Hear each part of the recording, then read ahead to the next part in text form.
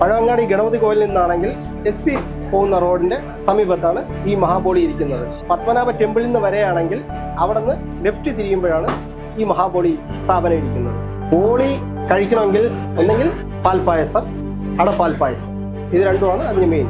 കൂടുതലും കഴിക്കുന്ന ആൾക്കാർ വന്ന് കഴിക്കുന്നത് പാൽപ്പായസമാണ്. അമ്പലപ്പുഴ പാൽപ്പായസം എന്ന് പറഞ്ഞ് നമ്മൾ കൊടുക്കാറുണ്ട്. ആ പാൽപ്പായസമാണ് കൂടുതലും കഴിക്കുന്നത്. കടലപ്പരിപ്പ്, പഞ്ചസാര, മൈദ, പരത്താൻ അരിപ്പൊടി, ജാതിക്ക, ഏലക്ക, നെയ്യ്, നല്ലെണ്ണ, ഇത്രയും സാധനങ്ങളാണ് ഇതിലാവശ്യമുള്ളത്.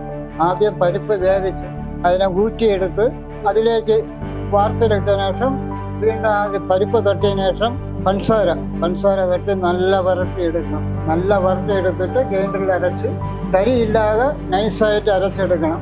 അരച്ചെടുത്തതിന് ശേഷം മൈദ കുഴയ്ക്കണം.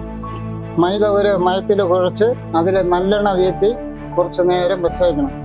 മൈദ കുറച്ച് നേരം വെച്ചതിന് ശേഷം മൈദ ഇതേപോലെ ചെറിയ ചെറിയ ബാളായിട്ട് പിടിച്ച് അതിനകത്ത് നമ്മൾ അരച്ച മാവ്, ബാളിനകത്ത് നമ്മൾ അരച്ച മാവുണ്ടല്ലോ അത് ഉണ്ടായിട്ട് എടുത്തിട്ട് ഇതിനകത്ത് കോട്ട് ചെയ്ത് പരത്തിയെടുക്കണം.